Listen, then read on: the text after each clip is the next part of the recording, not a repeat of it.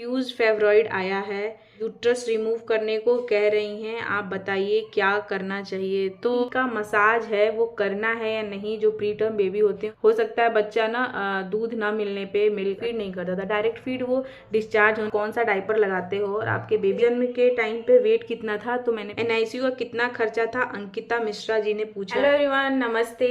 आप सभी का स्वागत है मेरे चैनल में।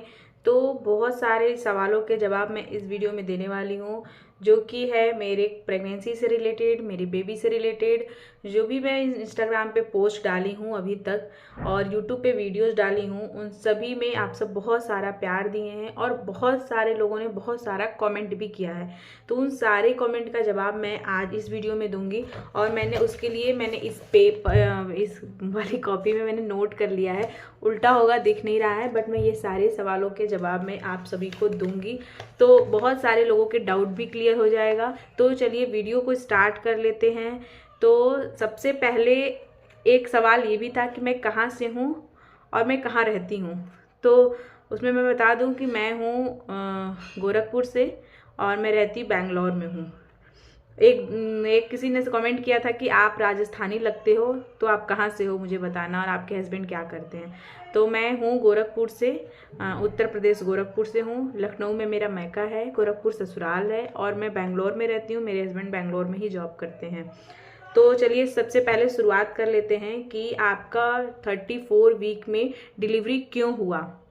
तो 34 वीक में डिलीवरी कराने का सबसे जो मेन रीज़न था वो था मेरा पेन। मुझे लेबर पेन स्टार्ट हो गया था और एक फॉल्स लेबर पेन होता है, एक ट्रू होता है। जो ट्रू वाला लेबर पेन होता है, असली वाला, उसके होने से आपको डिलीवरी कराने का टाइम आ जाता है। मतलब अब वो आपका होने से बहुत जल्दी ही डिलीवरी होगी। तो मेरी 34 वीक में ही वो लेबर पेन स्टार्ट हो गया था। और एक लोगों ने ये भी पूछा था कि आपका ये फर्स्ट प्रेगनेंसी है सेकंड में। शुरू से भी मैं ये बताई हूँ कि मेरी ये सेकंड प्रेगनेंसी थी और ये सेकंड डिलीवरी, फर्स्ट प्रेगनेंसी मेरा C सेक्शन से था।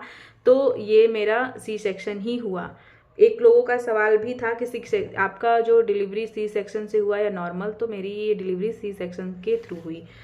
और दूसरा नेक्स्ट, मतलब अब नंबर तो नहीं मुझे याद है कौन कौन से सवालों का जवाब मैं दे रही हूँ, तो नंबर आप लोग देख लीजिएगा। सवाल एक और है कि आपके बेबी का वेट कितना था जब वो पैदा हुआ। तो बेबी का वेट 2.5 kg था। मैं बहुत सारे वीडियो में बताई हूँ कि मेरे बेबी का वेट 2.5 kg का था और 2.5 kg का पैदा हुआ था। बेबी को कितने दिन तक NICU में रखना पड़ा था। तो बेबी 18 दिन तक NICU में था। और बेबी के NICU का खर्चा कितना था। तो एक दिन का 35,000 रुपया खर्चा था। यहाँ पर मैं जहाँ रहती हूँ बेंगलोर के Cloud9 हॉस्पिटल में मैंने डिलीवरी कराई थी। तो वहाँ पे एक दिन का खर्चा था। एक लोगों ने टोटल खर्चा भी पूछा था। तो टोटल खर्चे बहुत तरीके के होते हैं, आपके बिल के अकॉर्डिंग वो खर्चा बनेगा। बट NICU का पर डे का खर्चा इतना था, प्लस उसमें मेरी डिलीवरी हुई थी उसका खर्चा था। और भी बहुत सारे एक्स्ट्रा चार्जेस होते हैं, कुछ लोग उसको लेते हैं, कुछ लोग नहीं लेते हैं। तो उसके अकॉर्डिंग टोटल बिल बनता है। तो मेरा तो था, ज़्यादा था। अभी एक लोग का और है कि बेबी कितने दिन का हो गया है। तो अभी 1.5 महीने के लगभग मेरा बेबी हो गया है। और एक और था कि कौन से हॉस्पिटल से आपका डिलीवरी हुआ है, कौन से हॉस्पिटल में। तो बेंगलोर के Cloud9 HRVR हॉस्पिटल में मेरा डिलीवरी हुआ है। एक और क्वेश्चन बहुत ज़्यादा लोगों ने पूछा है, बहुत ही ज़्यादा, कि जो बेबी का मसाज है वो करना है या नहीं। जो प्री टर्म बेबी होते हैं उनका मसाज किया जाता है या नहीं। तो हाँ जी, किया जाता है। और जब आप उसको डॉक्टर डिस्चार्ज करा कर ले आते हैं घर NICU के बाद, तो कुछ दिन बाद ना डॉक्टर विजिट के लिए, मतलब एक बार जाना होता है डॉक्टर को दिखाने के लिए, रेगुलर चेकअप के लिए। चाहे वो आप 1 वीक में जाइए या 10 डेज में जाइए, जब आप जाते हैं ना तो उसके बाद ना डॉक्टर खुद बताते हैं कि किस तरीके से, जिस भी डॉक्टर को आप दिखा रहे हैं बच्चे के लिए, वो आपको खुद बताएंगे कि ये प्रोसेस करके आपको मसाज करना है। और घर पे जो बड़े लोग होते हैं ना, जैसे मम्मी दादी लोग, ये लोग बताती हैं कि इस तरीके से मसाज होता है। प्री टर्म बच्चों का मसाज थोड़ा सा अलग होता है, क्योंकि वो थोड़े कमज़ोर भी होते हैं, उनको अलग तरीके से मसाज किया जाता है। और जो ऑयल है, कौन से ऑयल से मसाज करते हैं। तो हमें तो मस्टर्ड ऑयल के लिए मना किया था डॉक्टर ने। हमने पूछा था कि सरसों के तेल से मसाज कर सकते हैं क्या, तो उन्होंने मना किया। तो मुझे 100% कोकोनट ऑयल से मसाज करने के लिए बोला, या फिर ऑलिव ऑयल से। तो ये दोनों ऑयल मैं यूज़ करती हूँ अपने बेबी के मसाज के लिए। और पूछे किसी ने कि आप बेबी को नहलाती हैं या नहीं, मतलब नहलाना होता है या नहीं। असल में ये सारे सवाल इसलिए भी पूछे गए हैं कि मेरा बेबी जो है प्री टर्म है, तो इसकी वजह से कि मैं नहलाती हूँ या नहीं। तो पहले मैं जिस दिन डिस्चार्ज हुआ था बेबी NICU से वार्ड में शिफ्ट हुआ, और वार्ड में एक दिन रुकने के बाद जब हम उसको घर लाने वाले थे उस दिन स्पंज बाथ हुआ था। उसके बाद 5 दिन बाद मेरे घर में जो रिचुअल्स होते हैं उसके अकॉर्डिंग मेरे बेबी को उस दिन भी स्पंज बाथ ही हुआ। मतलब कि उसको कपड़े से गीला करके बस पोंछ दिया गया था।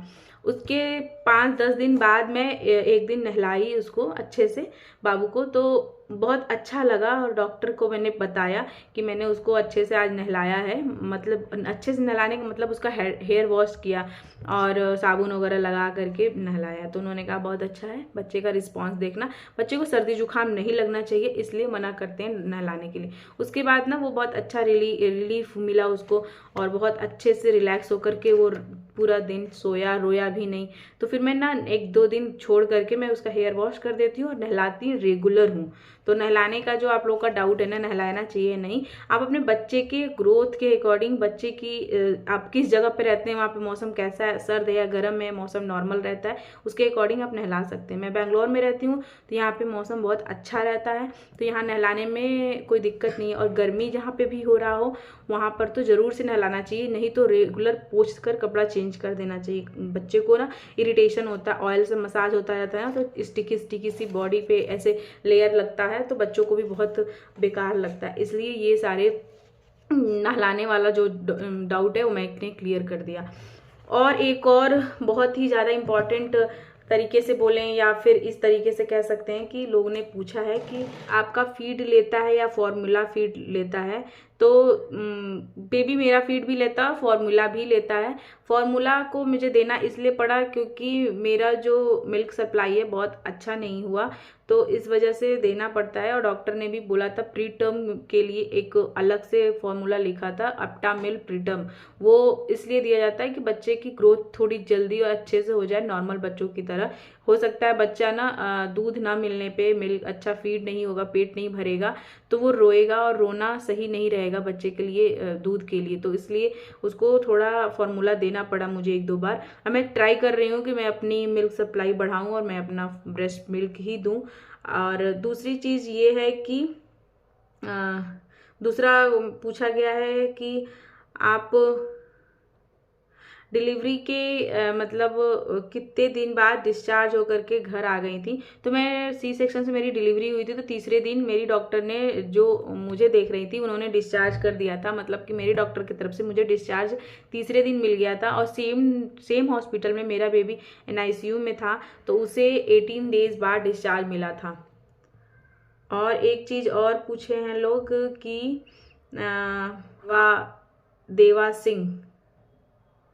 देवा सिंह पूछे हैं कि अभी आपको क्या हुआ है, तो बेबी बॉय या गर्ल। तो मेरे को बेबी बॉय हुआ है, मैंने बहुत बार बताया है, अपने सारे वीडियोस में बताया है। तो उन्होंने ही ये सवाल भी पूछा है कि आपको जो लिक्विड निकलता था उसका कलर कौन सा था। मैंने एक वीडियो बनाई थी जिसमें बताया कि मुझे क्यों डिलीवरी करानी पड़ी 34 वीक में। तो मैंने बताया था मुझे डिस्चार्ज होता था, तो उसका डिस्चार्ज का कलर था रेड, या फिर रेड होता था या फिर पिंक होता था, स्टिकी जैसा। और एक